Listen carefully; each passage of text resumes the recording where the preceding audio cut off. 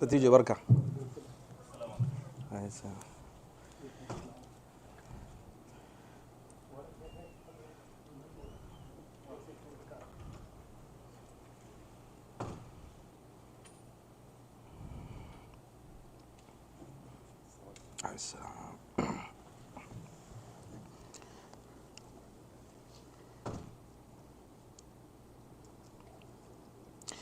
أعوذ بالله من الشيطان الرجيم.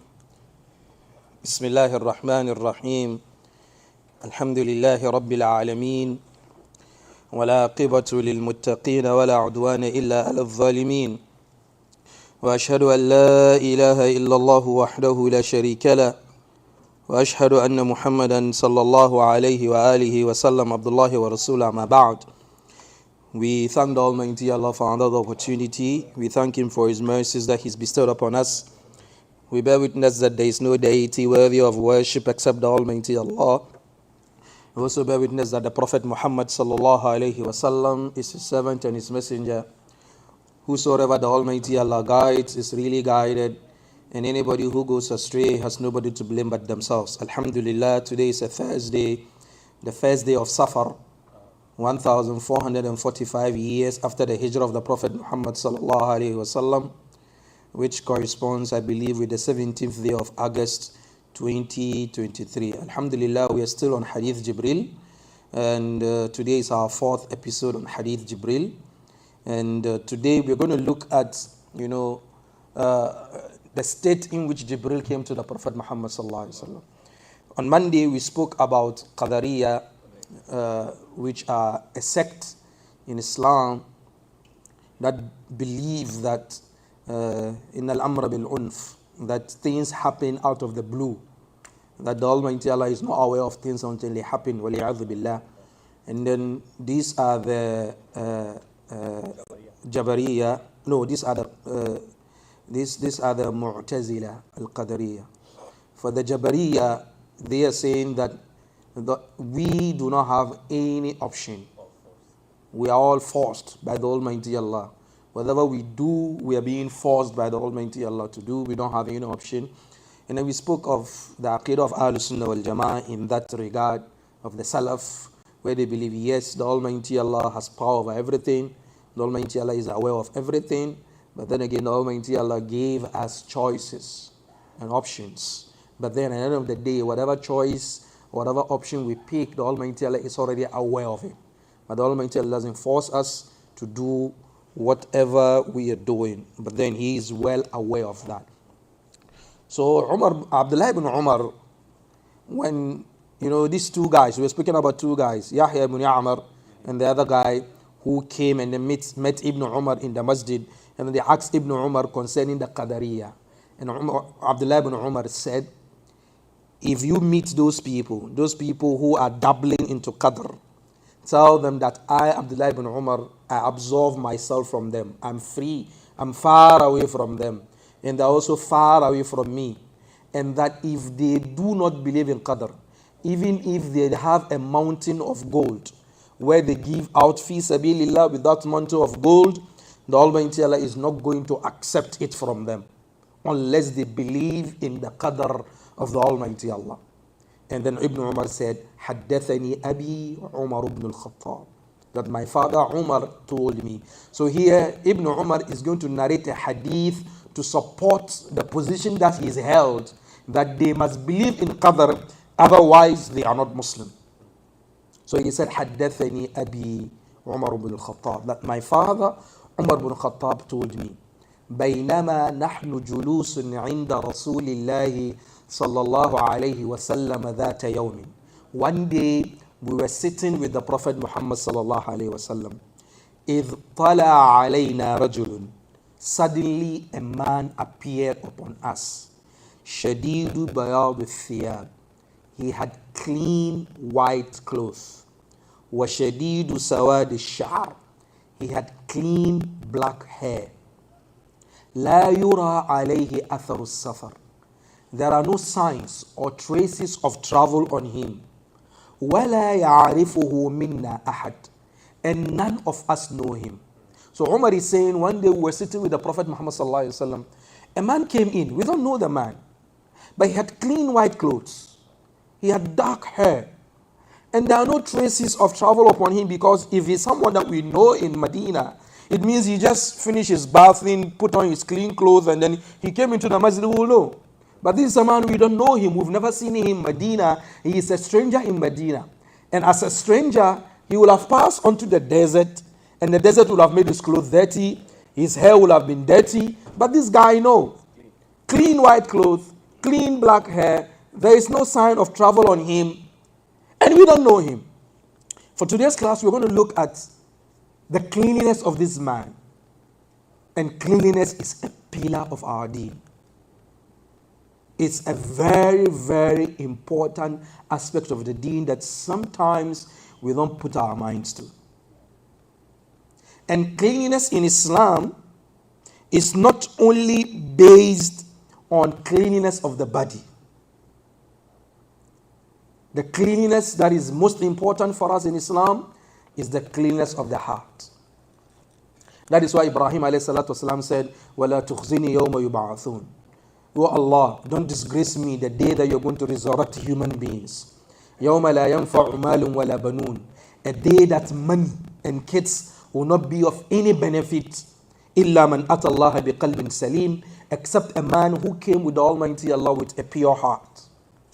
So the number one cleanliness we're going to look at is the purity of the heart.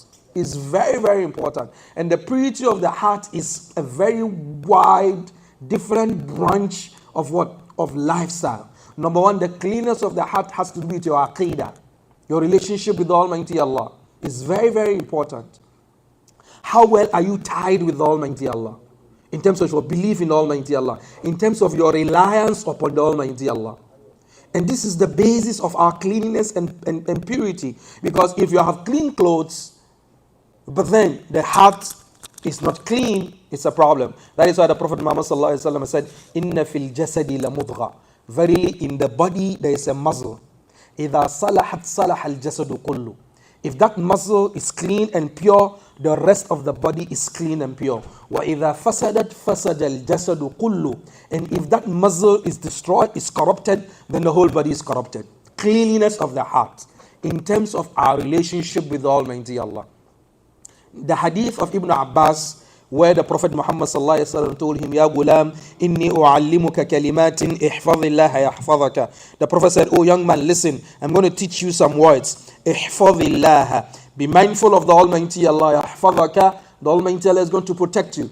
Ihfadhillaha tajidu tajahaka. Be mindful of the Almighty Allah. You're going to find the Almighty Allah with you at all times. لو أن الناس. Understand one thing. If the whole of humanity اجتمعوا, they all came together, ألا أن ينفعوك بشيء, that they want to give you anything of benefit, لن ينفعوك بشيء إلا ما قد كتبه الله لك. They are not going to give you anything of benefit except what the Almighty Allah had decreed for you. وَإِنَّهُمْ إِنْ اجْتَمَعُوا عَلَىٰ أَنْ يَضُرُّوكَ بِشَيْءٍ. If the whole of humanity come onto the same table, they want to destroy you. لَنْ يَضُرُّوكَ بِشَيْءٍ إِلَّا مَا قَدْ كَتَبَهُ اللَّهُ لَكَ. They won't destroy you with anything except what the Almighty Allah had decreed for you. He said, listen, رُفِعَتِ الْأَقْلَامِ. The pens have been lifted. وَجَفَّتِ الصُّحُفِ. The pages are dry. إِنَّمَا الْأَمْرُ بِالْقَدْرِ. Everything in this dunya is by the will of the Almighty Allah. Well, let's understand that. That is the prime stone of our aqidah as Muslims. قُلْ لَنْ يُصِيبَنَا إِلَّا مَا كَتَبَ اللَّهُ لَنَا. Nothing happens to us in this dunya except what the Almighty Allah has willed for us. Huwa Mawlana. He is our provider, our cherisher, our sustainer. The dunya revolves around His command, His kun fayakun. When you accept that as a Muslim, then that is the bedrock of your Islam. You don't concern yourself with other people are saying or doing. You don't concern with other people are having. No, you are only concerned with what the Almighty Allah has given you.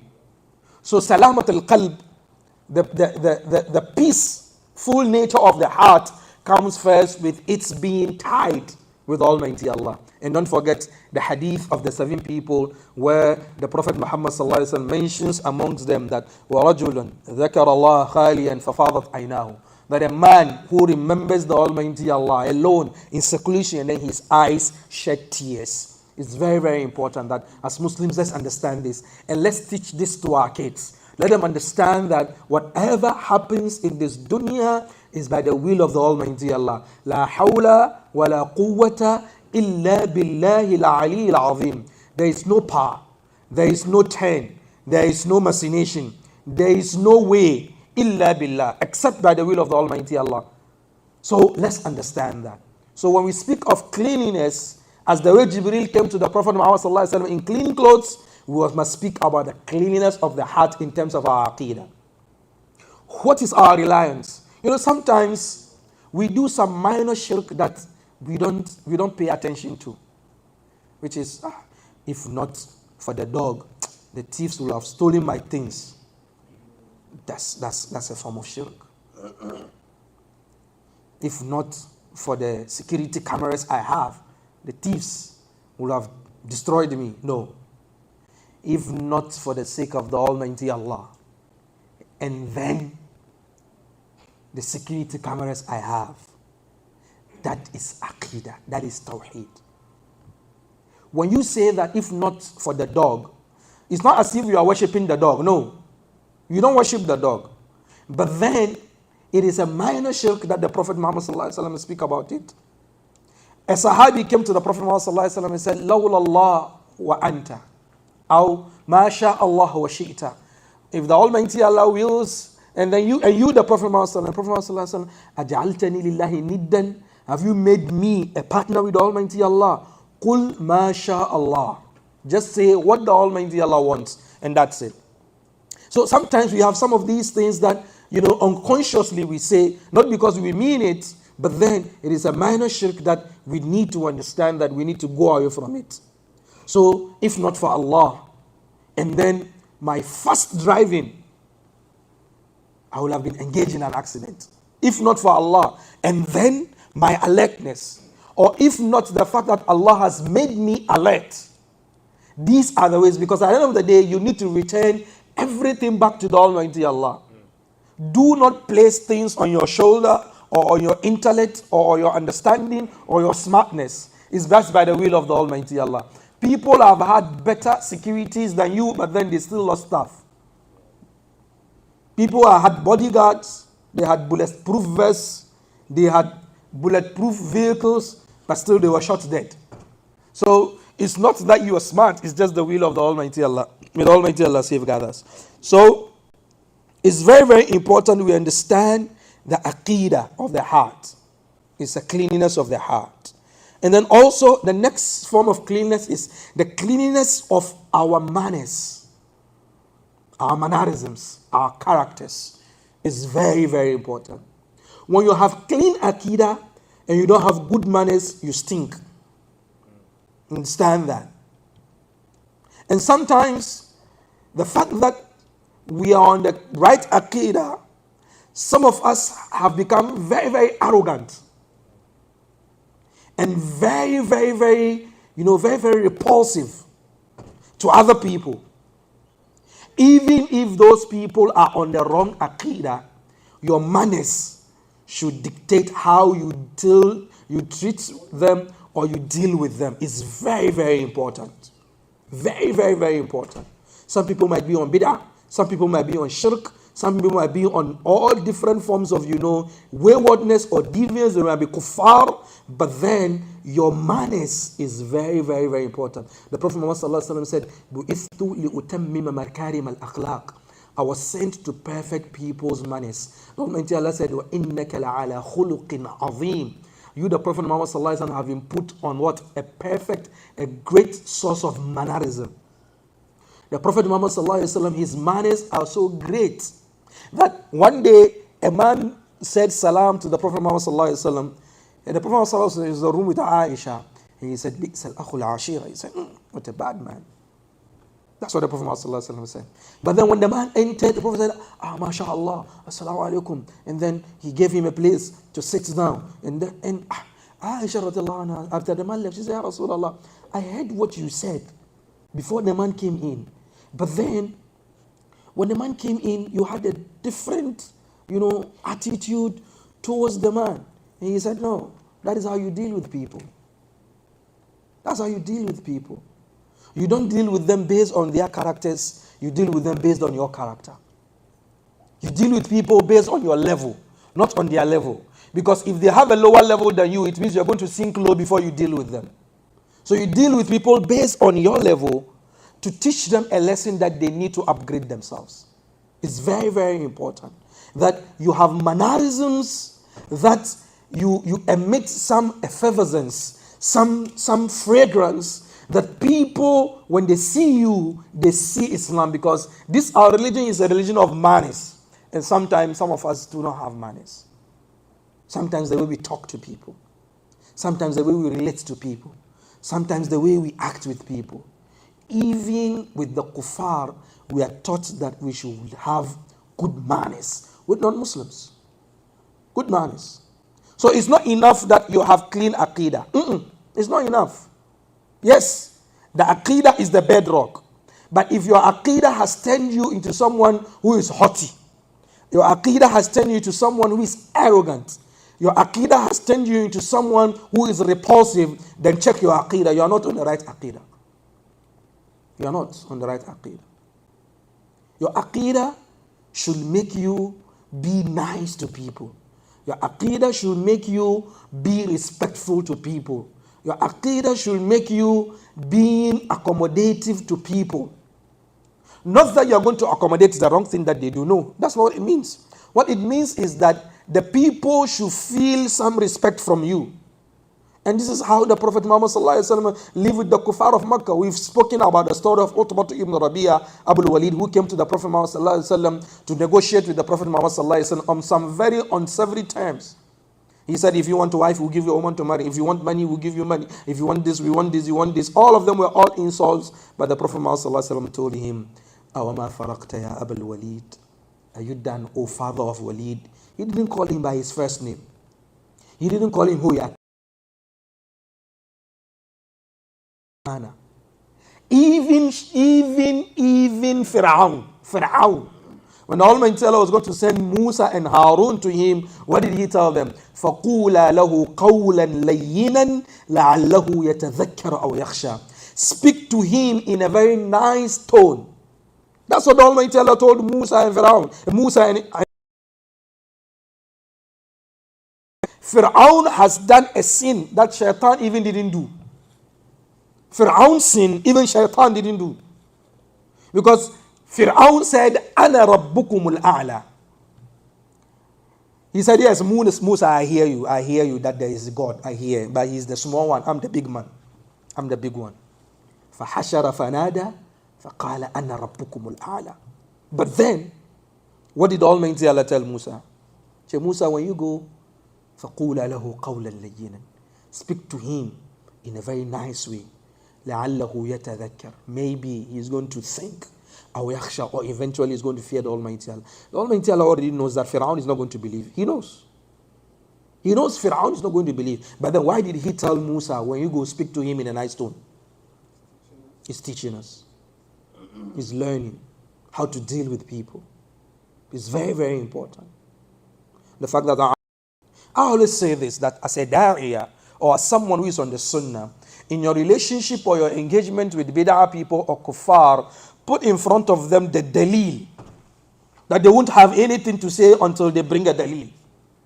But then when you bring in insults, you bring in aspersions, you bring in unfounded allegations, that is for the streets.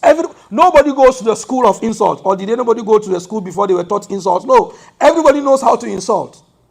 But then when it comes to hujjah and dalil, you need to go and sit and learn. That is why it's very, very important that as people on Aqidah Ahlus Sunnah Jama'ah, on the manhaj, wallahi, you should bring out the dalil. When you place forth the dalil, the one who is a student of knowledge should speak. The one who is not a student of knowledge will keep quiet. Because you've not engaged in any, sidetrack matters. You are engaged on the what? On the ilm. So it's very, very important we check, our manners. The next one is we check what comes out of our mouths in terms of the statements that we make. Sometimes it's painful. Sometimes Muslims use some words. I can't even bear to use some of those words that some Muslims use, and we just copy anything. from anywhere, any kind of language. No, that's not it. We have our language. I'm not saying all of you go and speak Arabic, all of you go and speak Bambara, or go and speak Fula. No. Whatever language that you speak, you yourself know that there are some words that they are not appropriate. You know. One day the Prophet Muhammad sallallahu alaihi wasallam was sitting with Aisha radiallahu anha, and then some Jews came passing by, and they said, Assalamu alaik. And Assam in the Arabic language means calamity, disaster. So they said, Assalamu alaik. May disaster and calamity befall you. And the Prophet Muhammad sallallahu alaihi wasallam said, Wa alaikum. And may the same be upon you. And Aisha was annoyed because she said, Wa alaikum assam ya abna'ul qiradata wal khanazir. And may calamity befall you, all you kids of monkeys and pigs. And the Prophet Muhammad said, Ya Aisha, where did you learn this from? Inna Allah la yuhibbu at-tafahush fil kalam. The Almighty doesn't want such, profanity and bad statements. She said, Ya Rasulullah, didn't you hear what they said to you? He said, yes, I heard them. What did I say to them? I said, Wa alaykum. May the same be upon you. And that's it. So, even in responding to someone who has said some bad statement to you, you are not supposed to repeat that bad statement in retaliation. That is not our deen. In Surah Al-Furqan, وعباد الرحمن الذين يمشون على الأرض هونا وإذا خاطبهم الجاهلون قالوا سلاما. The servants of the Almighty Allah are the ones who walk on the surface of the earth in humility. Hawnan, humility. They don't raise their heads. They don't feel big. They don't think they are better than anybody. No. Hawnan. The aqidah and the iman suppresses their egos. It brings them down, makes them human, it makes them humble. وَإِذَا خَاطَبَهُمُ الْجَاهِلُونَ. The moment the ignorant people come to them, قَالُوا سَلَامًا. They say, Salaamu Alaikum. Salaamu Alaikum.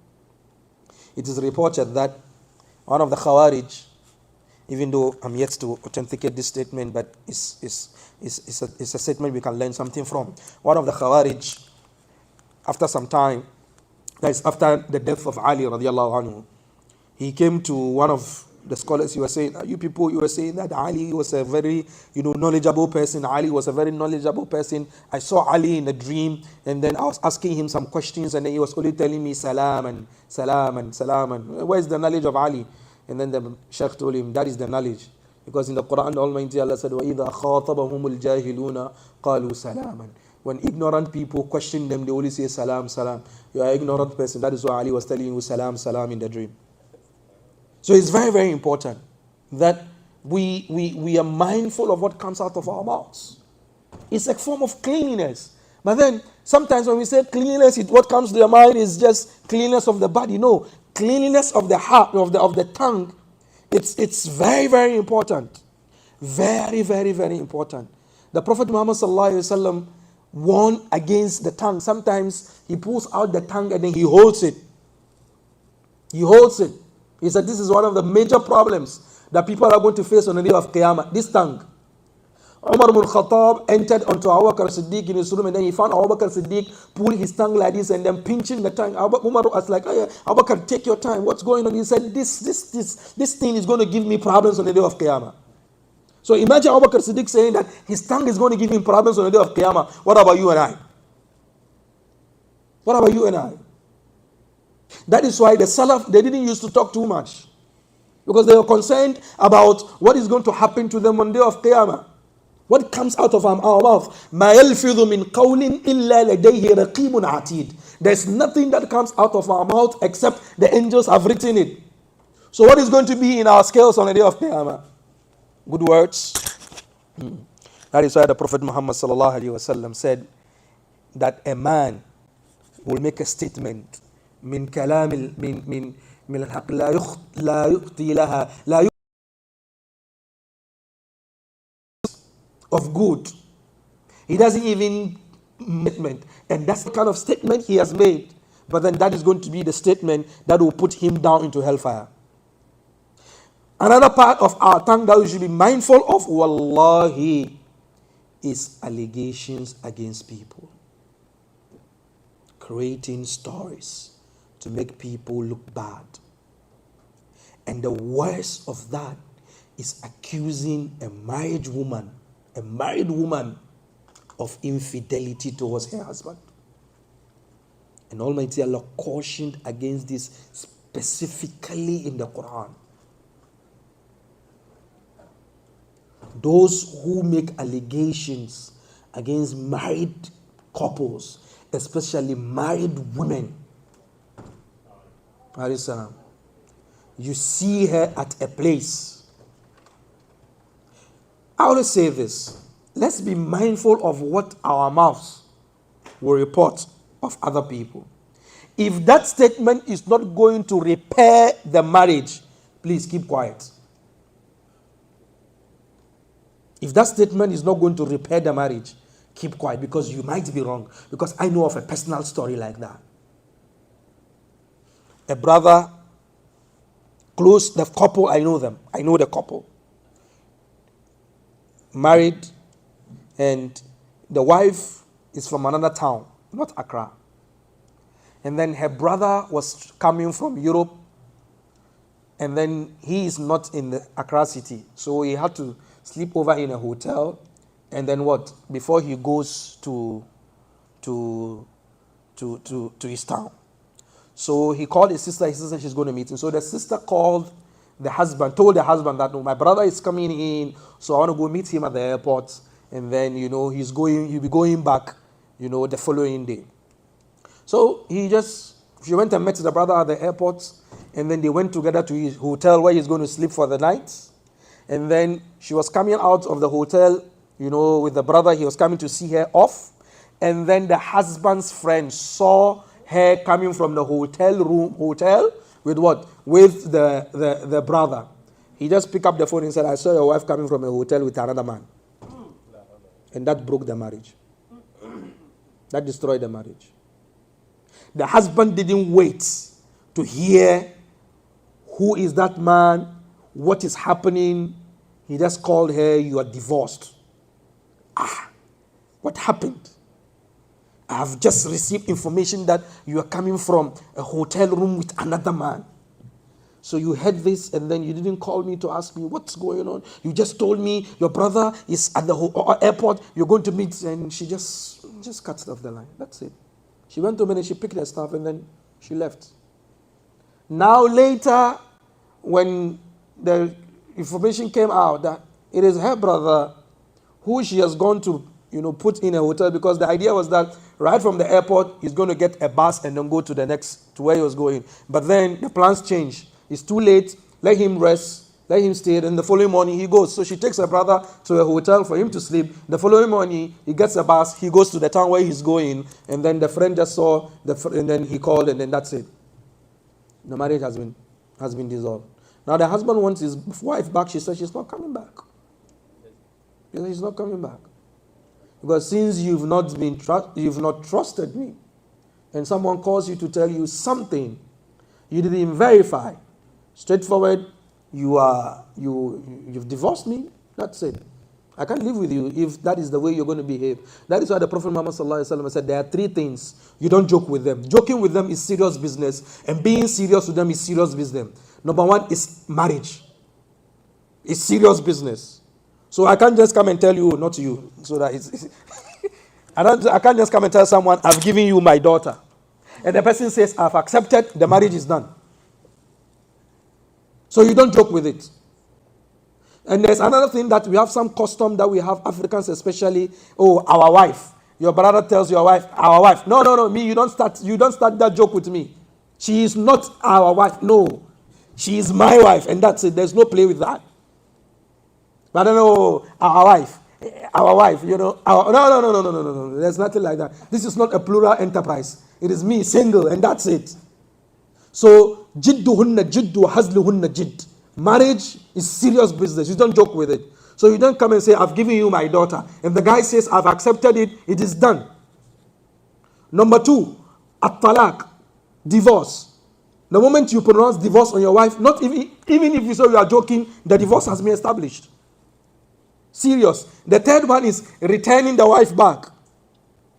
If you say, I've brought you back, you've brought her back. So these three things, the Prophet Muhammad said, Jidduhunna jiddu wa hazluhunna jidd. Being serious with them is serious, and joking with them is serious. All from where? The tongue. This is not a class for the tongue. We're just looking at cleanliness. But then we need to be very, very careful about that. And then the next one is obviously the cleanliness of the body. Now, if you want to bring her back, maybe this man has some old wife, he wants to bring her back. If you want to bring her back, obviously, you'll have to go and speak to her. If she wants to be back, if she has people who you need to see them that get married to another man, genuine marriage. Test her, and then she must test the man, and then a genuine divorce before she comes back to you. That is why men, we need to suppress anger in marriage. If it is third divorce, she must, that is it. She must to go and say, Imam, go get the marriage job. No. He knew the law, so he went and saw the muaddin. Like, so you must, Sheikh Abdullah, you go get married to my wife, but you get married, nothing. After 3 months, you divorce her. It's okay, no problem. But don't let her know. It's okay, no problem. And, the muazzin came in, and then, he put in a position, pop, she agreed. So, after 1 month, the muazzin himself started feeling something for her. The Imam didn't hear anything. After 5 months, nothing. The Imam didn't hear anything. After 6 months, he told the muazzin, what's our agreement? I said, after 3 months, don't stop speaking about my wife like that. The Imam was like, what? After I've given you money? He said, no, Imam, I respect you. So it was time for the rules are already strict. Nothing has affected the rules. Leave the rules like that. That's just by the way. So if a man divorces his wife 3 times, she must go and get married to another man. And no max fiction, because the Prophet Muhammad sallallahu alaihi wasallam cursed al-muhallil wal-muhallila lahu. That a man who has divorced a woman, and then he goes to see another man to marry that woman, so that he divorces, so that she comes back to him. You, the first husband, you are cursed, and the second husband is also cursed.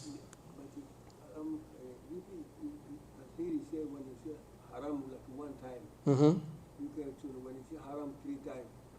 No, mention divorce 3 times is talaq bid'ah. We don't work with that. If you say I divorced you even if you say it 3 times it's bid'ah, we don't take it. We don't take it. It's only 1. If you say 3 times, it's still 1. It's still 1. I remember one of our sheikhs in Ghana. No, it's only once. I remember one of our sheikhs in Ghana, there was this issue of divorce. A young man said, I've divorced her 100 times. The Imam said, we will take 1. The rest of the 99, I'm going to give it to your father.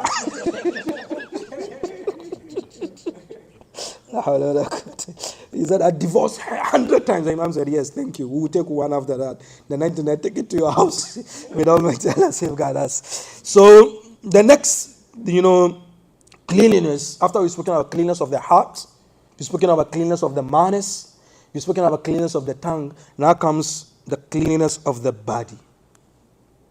Very, very important. Very, very important. And there are some couple of hadith that we're going to speak about. There's a verse in Surah Al-A'raf where the Almighty Allah said, Ya bani Adam, khudhu zinatakum inda kulli masjid. O the children of Adam, anytime you come for salah, be in your adornment. Put on your nice clothes. Because this is the house of the Almighty Allah. You wear whatever you can afford. But then, sometimes some people who come from the workplace, they've been into some hard labor and then they come into the masjid. No, it's not recommended. It's not recommended. If you are in a very hard job, manual job, whether you're a mechanic, whether you are a laborer, whatever job that you do, at the end of the day, you sweat a lot, try and get 1 jalbab in your bag, where you can come to the masjid 10-15 minutes before time, at least use the washroom to just clean yourself, and then come into the masjid. Because the Prophet Muhammad said, whoever eats garlic or eats onions, don't come to the masjid. فَإِنَّ الْمَلَائِكَةَ تَتَأَذَّى مِنْهُ مَا يَتَأَذَّى مِنْهُ بَنُو آدَمَ. That the angels are affected negatively with what the children of Adam are affected with. That is, if you eat garlic or you eat, onions, and then you come into the masjid, obviously people are going to, feel the smell. They're going to get the smell, and then you're going to confuse them in salah. Especially if it is Maghrib or Isha, and the Imam says, "Well, Allah," and you say, "Ameen," it's going to be a problem. You're going to spread, some fuse here, left and right. So it's not appropriate. And the Prophet Muhammad sallallahu alaihi wasallam said, "Lawla an ashukka ala ummati la amartuhum bis-siwak inda kulli salah." If not for it's going to be a burden for my ummah, I will have ordered them to chew or brush their teeth for every salah. For every salah. The Prophet Muhammad sallallahu alaihi wasallam brushes his teeth for every salah. Every salah, he brushes his teeth. Aisha radhiallahu anha said, the last thing the Prophet Muhammad sallallahu alaihi wasallam does before he leaves the house is what? He brushes his teeth. And the first thing he does before he comes back into the house, the first thing he does when he comes into the house is what? He brushes his teeth. We thought this, sometimes you want to kiss your wife and she's... It's not that she doesn't want it, but then the moment you open your mouth, the kind of carbon dioxide that comes out of your mouth is a problem for her. And then you can even, no. Oral hygiene, the Prophet Muhammad taught us that. And even the Sahaba, it is reported sometimes when you're going to jihad, they brush their teeth before they go into the war front. They brush their teeth before they go to the war front. So oral hygiene is very, very important. Very, very important. Number 2, there is a hadith that I want us to look at it from the Prophet Muhammad sallallahu alaihi wasallam, hadith of Abu Hurairah radhiallahu anhu, that is found in most of the hadith. The Prophet sallallahu alaihi wasallam spoke about some of the fitrah, some of the natural things that we must do. Number 1, al-khitan, circumcision. It's a form of cleanliness. It's part of our sunnah. If you have a son, you circumcise him. It's part of cleanliness. We're not full ibit now. There is a circumcision for the woman. What is done to the woman is not circumcision. What the sunnah terms for the woman, I don't know how it is done. But then I've read about it in books, how it is done. Nasruddin Albani, how it is done. The back home in Africa, the people who we call them wanzam in Hausa language, the people who do the circumcision for the boys, when they come for the girls, they said there's a way, there's something that they press, and then something comes out from the girls, and then they just peel off a skin, and then that's it. But then the idea of female genital mutilation, whereby some part of the labia is cut, this is not Islam. Islam doesn't know that. What Islam teaches is, it's something that I don't know, but I've read about it in books. So I can't even describe to you how it is done Islamically. So it but has to be, or we can avoid it? No, for the girls, it's very, very important. It helps her. It helps the girls a lot. With all due respect, number 1, what is that? It does is that when that thing is not taken out, when she grows older, her level of libido always goes high. Libido, her sexual pleasure is always on the rise. If that thing is not peeled off. That's 1. Number 2, it also blocks the entrance. So she always has problems when she's having an old man back home in Africa. How it is done, he knows how to do it, but he doesn't even know that is what the Sharia taught. He knows how to do it. Our old wanzam is here. Our old, we call them wanzam in Ghana. That they will, give the baby the haircut, and then they will circumcise the boys. They know what to do with the girls. But then they learned it is a trade, it's something that they learned hundreds of years and even 1,000 years before. But then they don't know that this is what they are doing. They didn't know it. But then it's female circumcision. The idea of circumcision between males and females is not the same thing. So when people see the hadith where the Prophet ﷺ speaks about the khitanul untha, the circumcision of the female, they think it's the same way that the male, you cut. No, that's not it. It's a very wrong understanding of the hadith. The Prophet ﷺ didn't urge them to cut, the labia of the woman with all due respect, or the clitoris of the woman. No, that is not part of the sunnah. It is something that, I can't even explain it to you, how it is done. But then they know how they do it. And it helps the girls a lot. It helps the sisters a lot. The next one is natful ibit. shaving the armpit. In some narrations, they said 40 days. Yes, maximum. 40 days. And then shaving the pubic area. Please, it is not fashion. Sometimes some people, you need to use mowers there because they've developed a whole forest. You know what I'm saying? Some people, you need to bring in mowers and sometimes cutlasses machetes before you can. No. Sunnah is you shave and then, because when you don't shave, your sweat, is gathered there and then it emits what? It emits a bad smell. But then when you clean, you shave, regularly, 40 days maximum, wallah, you always clean and fresh. You know it. The next one is taqlimul adhafir, cutting off of the fingernails. It's a sunnah. So it's not appropriate for a Muslim to overgrow your fingernails. Sometimes the kids, they come here, long fingernails, you ask them, it's beautiful. I say, no, it's not about it's being beautiful. It's not about being beautiful. It's about what Islam teaches you. And some elderly people, you ask them, they say, oh, I use it at my workplace. I'm like, your workplace, do you scratch people's backs at your workplace? Or what do you do with them? No. And you know very well that when you grow your fingernails longer, dirt easily collects there. And then it's part of, falling sick and getting illnesses. And then we have waqas sharib, lowering your mustache. It's part of what? The sunnah of the Prophet Muhammad sallallahu alaihi wasallam. There's a hadith of Abu Hurairah radiallahu anhu where the Prophet Muhammad sallallahu alaihi wasallam said, حَقٌّ عَلَى كُلِّ مُسْلِمٍ أَنْ يَغْتَسِلَ فِي كُلِّ سَبْعَةِ أَيَّامٍ يَوْمًا يَغْسِلُ فِيهِ رَأْسَهُ وَجَسَدِهِ. The Prophet Muhammad sallallahu alaihi wasallam, that it is compulsory upon every Muslim that you must bath at least once a week. Bathe once a week at least. If not for anything, for Jum'ah. Bath and come. And I think 6 years ago, I saw a report that about 300,000 people in the world fell sick because they don't bath. They fall sick because they don't bath. 300,000 people in the world. That's more than 250,000 because they don't bath. That's serious. I remember when I started wearing glasses in 1999. I was taken to the hospital and the doctor was, after giving us medication and glasses, he said, there are some things you can do every day, that will help with your, your eyesight.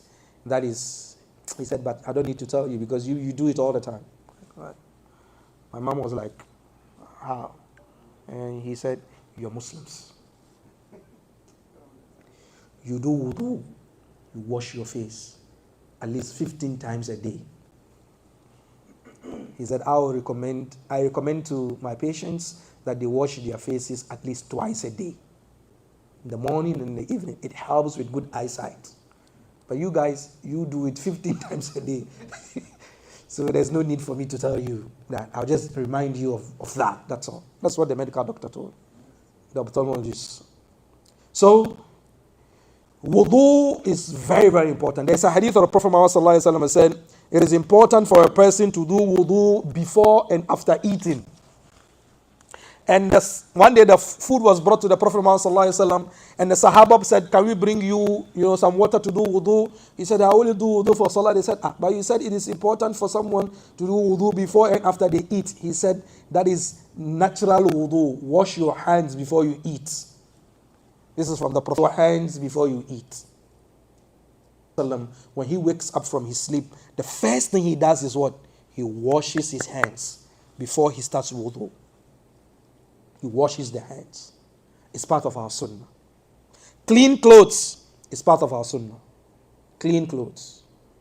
Don't let people smell anything bad from you. It's not part of our deen. And some people, they say, no, Iman is that, our deen is not a dirty deen. There's nothing Iman in smelling bad. There's nothing Iman in wearing dirty clothes. There's nothing Iman in being shabby. Comb your beard. use shampoo in your beard, wash it clean. His hair was on هذا أفضل من أن يأتي, as opposed to you coming into the masjid, your hair unkept as if you are shaitan, meaning the person who doesn't keep his hair clean is shaitan. So it's very, very important. Clean hair. And then please, the sunnah orders us that with the hair, comb it. If you want to grow your hair, grow it. But then comb it. Let it look nice. If you want to shave, do everything on the same level. I quite remember one of our teachers at the university in Niger. He's a man from Mauritania. Anytime he comes to the class, he's an elderly man, so there's no hair. He says, Alhamdulillah, alladhi tawalla halqa sha'ri. I thank the Almighty Allah who himself gave me a haircut. So, sometimes you see some of our kids, the haircuts, they clean here, shave here, leave the head. No. The Prophet ﷺ specifically warned against it. It's called qaza. They shave here and then, no. You look at their heads as if they are crocodiles. No. If you want to grow everything, grow everything. If you want to take everything out, take everything out. If you don't want to take everything, take it accordingly. That you don't find here being taller and here being bigger. No. All round. It's very, very important. So it's part of the sunnah of Prophet Muhammad ﷺ where he has a comb, he has a chewing stick. What does he use the comb for? He combs his beard, he combs his hair.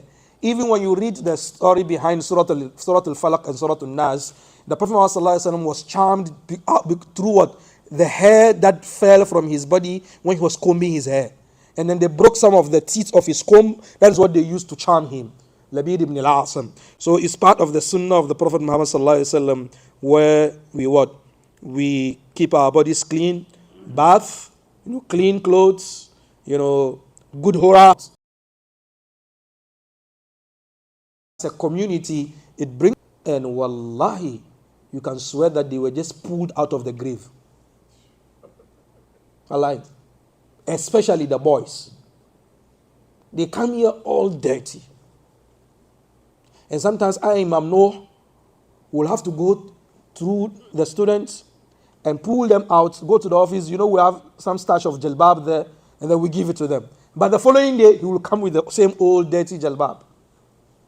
No.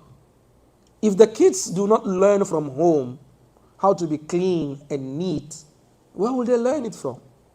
It's very, very important. It's important that as a Muslim, you carry yourself with dignity, with respect, with cleanliness, with niceness. Abdullah ibn Mas'ud, Anas bin Malik said, I served the Prophet Muhammad ﷺ for 8 years. I never smelled anything bad on his body. No. Sulaim, the Prophet Muhammad ﷺ goes to have an afternoon nap at their house. And then he wakes up and then he finds her with a small bottle by the end of the bed like this. What is she doing? She's strapping the sweat from the body of the Prophet Muhammad ﷺ. And the Prophet asked her, Sulaim, ماذا تفعلين? What are you doing? And then she said, عرقك أطيب طيبين يا رسول الله. So, Ya Rasulullah, your sweat is the best fragrance on the market. Your sweat is the best fragrance on the market. So as Muslims, cleanliness, at-tahur shatrul iman. The Prophet ﷺ said cleanliness is half of iman. Half of it. Half of it. That's what the Prophet ﷺ said. Cleanliness is half of iman. So it means if you're not clean, you still have a long way to go in iman. May the Almighty Allah safeguard us. And then finally, cleanliness of the community. It's very, very important. That is why sometimes, when you come here on Saturdays or Sundays or weekdays, you hear me screaming to the kids, hey, pick this, hey, get that, hey, pick this, hey, get that. And my uncle here is here. He's always with us. And today I told him, today is the last day. We won't disturb him again. But then, we need to teach the kids. They need to keep, wherever they go, they need to keep the place neat. They need to keep the place neat the way they find themselves. And sometimes, the past couple of days, we have to lock the second building. They came, we want to eat. I said, well, go and eat. They said, no, the second building has been locked. I said, yes, eat outside. Because you are given the privilege to eat in the second building, but then you mess the whole place up. And then you don't clean up after you left. Sometimes you come into the masjid, you mess the whole place up. And then we will have to come and tell you to clean up. No, it doesn't work that way. So it's something that we need to nurture them on it. The Prophet Muhammad sallallahu alaihi wasallam, after he said al-iman bidun wa sab'una shu'ba, he said iman is in about 70 something classes. أفضلها قول لا إله إلا الله. The best is saying لا إله إلا الله. وأدناها, the lowest level of iman is إماطة الأذى عن الطريق, clearing a harmful object on the path of people. If there's a harmful object on the path of people, clearing it is a sign of iman. Meaning, cleaning the environment, keeping the environment clean is a part of our deen. It got to a point the Prophet Muhammad sallallahu alaihi wasallam said, "La yabulanna ahadukum fil ma'i da'im." None of you should urinate in what? In a stationary water. Meaning, before the world knew about environmental cleanliness and all these, climate action, whatever, Islam is 1,400 years ahead. The Prophet Muhammad sallallahu alaihi wasallam said, if one of you has a seedling, a sapling in his hand, and it is time for Qiyamah, if he is able to plant that seed, he should plant the seed before Asrafil blows into the horn. Teaching us the importance of what? Of agriculture, importance of planting trees because of the importance of trees. Look, he said even if the Qiyamah is on, and then you have a seedling in your hand, plant it. And then when he was speaking about that, where was he? He was in the desert. Imagine someone in the desert speaking about planting trees. This is who the Prophet Muhammad sallallahu alaihi wasallam is. And this is what our deen is all about. So I remember in January, I went to Dix University in North Carolina for a fellowship on, religion and environment. And, I was, in my thobe like this and my cap, and one of the lectures there at the Divinity School, we were being asked, speak about the perspective of your religion on some of these stuff. And I started speaking about these things, and one of the professors, a 72-year-old woman, told me, is this your religion? Do you really have these stuff in your religion? I said, yes, I can give you the references if you want. He said, no, I need to have lunch with you. I need to have lunch with you. This is too deep. Your prophet spoke about not urinating in waters. 1,400 years ago, he spoke about this. I said, yes. He spoke about planting a seedling. Before I said, yes. And I said, this is even only the tip of the iceberg of what he had taught us. So, our religion is a religion of cleanliness. From the cleanness of the heart, the cleanness of the manners, the cleanness of the tongue, the cleanness of the body, and then the cleanness of the environment. So, Jibril, when he came to the Prophet Muhammad sallallahu alaihi wasallam in clean clothes, he was teaching us that as Muslims, we need to be clean in every aspect of our life. I saw my father raise his hands. I didn't ignore you, please. I guess I want to add to, I mean, the Quran says, في البر والبحر بما كسبت أيدي الناس. it also includes whatever they do and they throw in the sea. Yes. Nuclear, Yep. this and so on. And that before even people, they invaded the sea. Yep. As we see it now. Khairan. Thank you very much. Jazakallah khairan. Inshallah, I think it's time for Salah. Well, 5 more minutes. So. 5 more minutes. Well, I'm ahead. You can stop this, and then if someone has a question, there's end at the end. Now.